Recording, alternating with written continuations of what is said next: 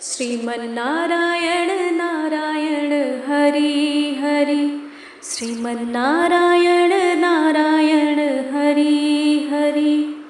ओम नमो भगवते वासुदेवाय नमः। नमस्कार दोस्तों, मेरे चैनल अमृत मंथन पर आपका स्वागत है।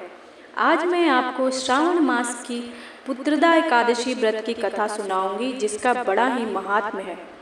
श्री युधिष्ठिर कहते हैं कि हे मधुसूदन, श्रावण शुक्ल एकादशी का क्या नाम है, इसका क्या महत्व है, कृपा करके विस्तार पूर्वक बताएं।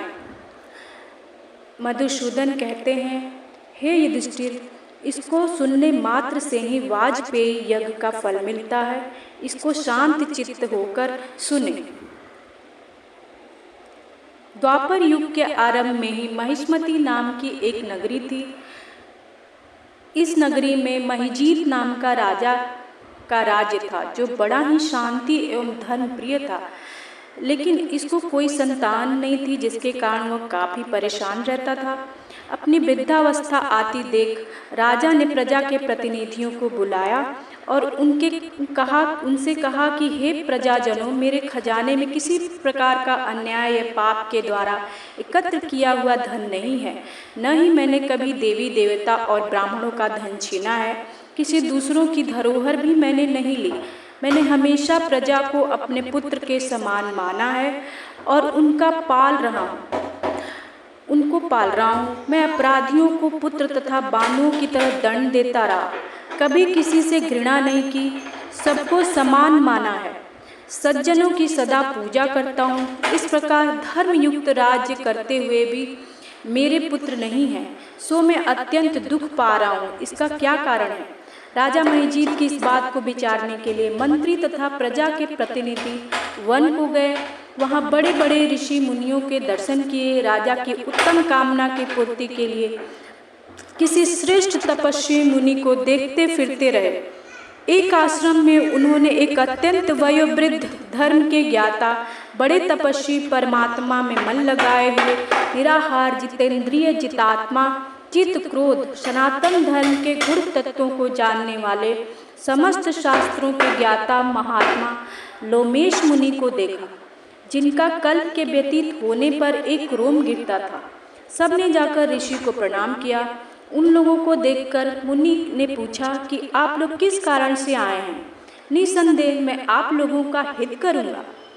मेरा जन्म केवल दूसरों के उपकार के लिए हुआ है, इसमें संदेह मत करो। लोमेश ऋषि के ऐसे वचन सुनकर सब लोग बोले, हे महर्षि, आप हमारी बात जानने में ब्रह्मा से भी अधिक समर्थ हैं, अतः आप हमारे इस संदेह को दूर कीजिए। महिष्मतीपुरी का धर्मात्मा राजा महिजीत प्रजा का पुत्र के समान पालन करता है, फिर भी वह पुत्रहीन होने के कारण दुखी है। उन लोगों ने आगे कहा कि हम लोग उसकी प्रजा हैं, अतः उसके दुख से हम भी दुखी हैं। आपके दर्शन से हमें पूर्ण विश्वास है कि हमारा यह संकट अवश्य दूर हो जाएगा, क्योंकि महान पुरुषों के दर्शन मात्र से अनेक कष्ट दूर हो जाते हैं। अब आप कृपा करके राजा के पुत्र होने का उपाय बतलाएं। यह वार्ता सुनकर ऋषि ने थोड़ी देर के लिए नेत्र बंद किए और राजा के पूर्व जन्म का वृतांत जानकर कहने लगे कि हे, यह राजा पूर्व जन्म में एक निर्धन वैश्य था। निर्धन होने के कारण इसने कई बुरे कर्म किए। यह एक गांव से दूसरे गांव व्यापार करने जाया करता था।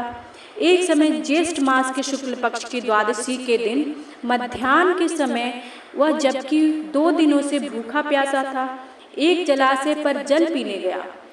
उसी स्थान पर एक तत्काल की ब्याही हुई प्यासी गौ जल पी रही थी।